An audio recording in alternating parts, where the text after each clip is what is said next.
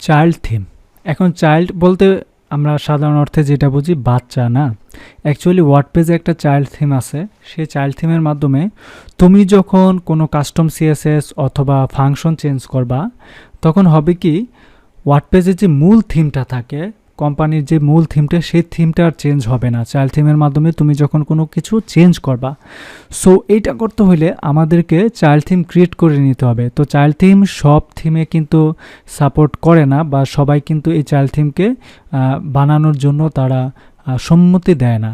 So এগুলোকে অনেক সময় দেখা গেছে আমরা যদি উডমার্ট থিম ব্যবহার করি, তখন উডমার্ট থিম কিন্তু by default child theme upload করার জন্য তারা রিকমেন্ড করে এবং চাইল্ড থিম তারা দিয়ে দিছে অলরেডি। বাট দেখা গেছে আমরা অ্যাস্ট্রা থিম ইউজ যদি করি, যেহেতু আমরা বেশিরভাগ টিউটোরিয়াল অ্যাস্ট্রা দিয়ে করি, অ্যাস্ট্রা হচ্ছে একটা জনপ্রিয় থিম। সেই থিমের মাধ্যমে যখন আমরা আমাদের কোনো ডিজাইন তৈরি করি, তখন আমাদের কাস্টম সিএসএস অথবা ফাংশন চেঞ্জ করে কাজ করতে হয়। কিন্তু এগুলো হয় কি, যখন আমরা আপডেট দেই আমাদের মূল থিমটাকে, তখন কিন্তু সেই জিনিসগুলো সেম টু সেমভাবে আবার আগের মতোই চলে আসে। সো এই জিনিসগুলো যেন না হয়, এর জন্য চাইল্ড থিমের আবিষ্কার। চাইল্ড থিম হচ্ছে মূল থিমের একটা বাচ্চা থিম। এই বাচ্চা থিমকে তুমি চেঞ্জ করবা, মূল থিমে কোনো চেঞ্জ হবে না, সমস্যা নাই। যখন মূল থিম তুমি আপডেট দিবা, ডন্টরি, কোনো প্যারা নাই, চাইল্ড থিমের জিনিসগুলোই আমাদের ওয়েবসাইটে সাপোর্ট করবে। সো এই বিষয়গুলো জাস্ট আজকে আমি দেখাবো কিভাবে যেই থিমের কোনো চাইল্ড থিম নাই সেই থিমটা কিভাবে আমরা ক্রিয়েট করব, এবং দুই একটা সিএসএস বা ফাংশন চেঞ্জ করে আমরা জাস্ট দেখব মূল থিম থেকে এগুলো আপডেট দেওয়ার পরে কোনো কিছু হয় কি না। সো চলো আমরা কথা না বাড়িয়ে ডাইরেক্ট চলে যাই আমাদের ওয়ার্ডপ্রেসের ড্যাশবোর্ডে। আমরা কিন্তু এখানে দেখতে পাচ্ছি আমাদের একটা ওয়ার্ডপ্রেস সাইট আছে, যেটার নাম হচ্ছে dietlab.com। এখানে অনেকগুলো প্রোডাক্ট আছে, বাট এই প্রোডাক্টগুলো যেখানেই আমরা দেখতে পাচ্ছি এটা কিন্তু একটা মূল থিমের ভিতরে। লাইক আমরা যদি আমাদের থিমসের ভিতরে যাই অ্যাপিয়ারেন্সে, অবশ্যই এখানে দেখতে পাবো অ্যাস্ট্রা থিম আছে, বাট এখানে আশেপাশে কোনো চাইল্ড অ্যাস্ট্রা এই টাইপের কোনো কিছুই নাই। জাস্ট আজকে আমরা একটা চাইল্ড বা অ্যাস্ট্রা নিয়ে নেব। সো এর জন্য প্রথমেই আমাদেরকে যেতে হবে প্লাগইনসে। ওকে, সো প্লাগইনসে যাওয়ার পর আমরা ক্রিয়েট লিখব, ক্রিয়েট চাইল্ড থিম।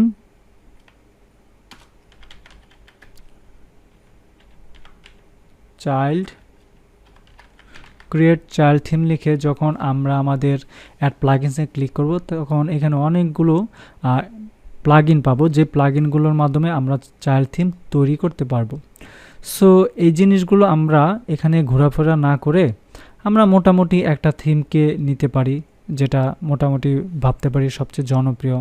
জেনার চাইল্ড থিম, এটা 7,009 মাস আগে আপডেট হয়েছে। হ্যাঁ, লিলিয়া মিডিয়া, এটাও আমরা দেখতে পারি। মোর ডিটেলসে আমরা সবসময় রিকমেন্ড করি আমরা দু একটা প্লাগইন যাচাই বাছাই করব, তারপরে কাজ করব। হুটহাট করে একটা ইনস্টল দিলাম, কাজ করলাম, এটা হইল না, এগুলো আমরা কখনোই করব না। হ্যাঁ, সো আমরা এখানে দেখি এই থিমটা মোটামুটি ভালোই মনে হচ্ছে, এটা কনফিগারেশন বা বিভিন্ন আঙ্গিকে এটা খুব জনপ্রিয়। আমরা এটাকে নিব, কারণ এটা ইতিমধ্যে 3 লাখ মানুষ এটাকে ইনস্টল দিছে এবং লাস্ট আপডেট হয়েছে 3 সপ্তাহ আগে। আর অন্যান্যগুলো যে create child theme, block theme, বিভিন্ন যাই আছে 2 মাস, 3 মাস, 9 মাস, 12 মাস অনেক আগে আপডেট দিছে, তার মানে এগুলো খুব জনপ্রিয় না। তো আমরা এই চাইল্ড থিম কনফিগারেটর এটাকে ইনস্টল দিব। ইনস্টল দেওয়ার পর আমরা জাস্ট সরাসরি অ্যাক্টিভ দিয়ে ফেলবো। অ্যাক্টিভে ক্লিক করার পর আমরা হাতের বামে অথবা ফাংশনেই চলে যেতে পারি, কোনো ব্যাপার না। যার পরে আমরা এখানে বাম দিকে দেখি তো কোথাও চাইল্ড থিম ক্রিয়েট করার জন্য কি কোনো কিছু অপশন আছে কি না, সেই জিনিসটাই আমরা জাস্ট একটু দেখব। ওকে, সো আমরা এই যে টুলসে আসছি, টুলস থেকে আমরা দেখতে পাবো এখানে চাইল্ড থিম নামে একটা অপশন আছে, এখানে জাস্ট ক্লিক করব। এর আগে একটু দেখে নাও, এখানে কিন্তু কোনো চাইল্ড থিম এখন অবধি নাই। সো আমরা যখন এখানে এসে চাইল্ড থিম অ্যানালাইজড করব, তাহলে দেখো create a new child theme নামে একটা অপশন আসছে, parent, query selector, property, value, etcetera etcetera, অনেক কিছু থাকতে পারে, কোনো ব্যাপার না। আমরা জাস্ট ফ্রি ভার্সনটা ইউজ করবো আর কি। প্যারেন্ট চাইল্ড থিমের ভিতরে এসে দেখো বাই ডিফল্ট সিলেক্ট হয়ে আছে create a new child theme. Then এখানে select a parent theme. Parent theme that means হচ্ছে এই অ্যারোতে ক্লিক করে দেখো এখানে মোটামুটি কয়টা থিম আছে, একটা হচ্ছে অ্যাস্ট্রা আর একটা হচ্ছে 2023। সো এখান থেকে আমরা অ্যারোতে সিলেক্ট করে দিব। এটা বাই ডিফল্ট হবে কি, তুমি যেই থিমটাকে চাইল্ড থিম করতে চাও এই অ্যারো থেকে সিলেক্ট করে দিবা। ওকে, কারণ বাই ডিফল্ট সিলেক্ট থাকবে যে থিমটা তোমার ওয়েবসাইটে এখন অ্যাক্টিভ আছে, ওই থিমটা এখানে বাই ডিফল্ট ক্যাচ করে ফেলবে। বাট আমরা যদি চাই 2023 করতে, সেটাও করা যায়। বাট আজকে আমরা অ্যাস্ট্রাকে করবো। অ্যাস্ট্রাতে ক্লিক করে জাস্ট আমরা অ্যানালাইজ অপশনটাতে ক্লিক করব। ক্লিক করার পর চেক আসবে। চেক আসার পর দেখো এখানে সব কিছু টিক মার্ক দেওয়া, style, CSS, extra extra. So এখানে ভয়ের কোনো কারণ নাই। এটা হচ্ছে থিমের নাম। এখানে দেখো অ্যাস্ট্রা অ্যাক্টিভ অ্যাস্ট্রা আছে। আমি যদি থিমটার নাম রাখি অ্যাস্ট্রা -চাইল্ড, থাকুক, অন্য কোনো নামও দিতে পারি, কিন্তু রিকমান্ড তারা যা করতেছে তাই থাকবে, কোনো ব্যাপার না। তারপরে 5 নাম্বার দেখো প্রাইমারি স্টাইল শিট অর্থাৎ সিএসএস যা আছে সেটাই থাকুক, এখানে যেভাবে আছে সেভাবেই থাকুক, কোনো পরিবর্তন আমরা করব না। তারপরে বলছে যা যা দেওয়া আছে তাই করব, ওকে। তারপরে এখানে দেখো যে জিনিসগুলো করতে হবে, 8 নাম্বারে এসে আমরা জাস্ট টিক মার্কটা দিব। কারণ হচ্ছে আমরা যখন চাইল্ড থিম ক্রিয়েট করব তখন অবশ্যই কিছু ফাংশন আমাদের চাইল্ড থিমে থাকতে হবে। যদি চাইল্ড থিমে কোনো ফাংশনই না থাকে তাহলে আমরা এডিট করব কাকে, তাই না? এর জন্য এটাকে টিক মার্ক দিয়ে দিব। দেন ক্রিয়েট নিউ চাইল্ড থিমে জাস্ট ক্রিয়েট করব, ক্লিক করে একটু অপেক্ষা করব, আমাদের একটা চাইল্ড থিম তারা তৈরি করে দিবে। এখানে দেখো চেকিং এক্সট্রা চাইল্ড থিম তারা তৈরি করতেছে। সো একটু অপেক্ষা করাই যায়। ওয়াও, এখন হয়ে গেছে। হয়ে যাওয়ার পর উপরে দেখো এখানে তোমার কি বলছে, ইনস্টলিং চাইল্ড থিম, এটা সেটা, thank for you installing child theme configurator. তারপরে এখানে দেখো child theme extra child has been generated successfully, সুন্দরভাবে তৈরি হয়ে গেছে। এখন যদি আমরা আমাদের এই সাইটটাতে এসে একটা রিলোড দেই তাহলে দেখবো অ্যাস্ট্রা নামে এই থিমটা এখন আছে। বাট মূল থিমটা প্যারেন্ট, এটা হচ্ছে প্যারেন্ট, এটা হচ্ছে চাইল্ড, এটা হচ্ছে পিতামাতা বা বাপ বলতে পারি। হ্যাঁ, এই প্যারেন্ট থিমটা অলরেডি অ্যাক্টিভ আছে। এখন দেখো আমরা আমাদের মূল থিমটা যে ওয়েবসাইটটাতে আসি, এই ওয়েবসাইটটাতে ঘুরে দেখো এটা কিন্তু মূল থিম। এখন আমরা চাইল্ড থিমটাকে অ্যাক্টিভ করি, দেখো কি হয়। আমরা যখন চাইল্ড থিমকে অ্যাক্টিভ করব, এখন যখন রিলোড দেব দেখব কি, মানে কোনো পরিবর্তনই নাই, যা আছে তাই। তাহলে বলো তো চাইল্ড থিম দিয়ে আমরা কি করব? হ্যাঁ, এই মূল থিম থাকবে, চাইল্ড থিম দিয়ে আমরা এডিট করব, ঠিক আছে। এখন থিম ডিটেলসে যাও, গিয়ে দেখো তুমি এখানে অনেক কাস্টমাইজ অপশন পাবা। কাস্টমাইজ অপশনের ভিতরে গিয়ে দেখবা আমরা যা করব চাইল্ড থিম, আমরা দেখো এই যে এতটুকু অপশন পাচ্ছি। অ্যাস্ট্রা প্রো, এটা সেটা চাইল্ড থিম, এখান থেকে যাই করব অ্যাস্ট্রা চাইল্ড, তা হচ্ছে মূল থিমের না, চাইল্ড থিমের, ওকে।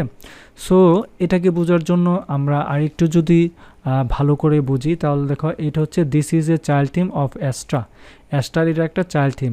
আর পরেরটাতে যদি আমরা যাই, একটু আগেরটা এটাতে যাও, দেখো এখানে কিন্তু অ্যাস্ট্রার কোনো চাইল্ড থিমের কথা নাই।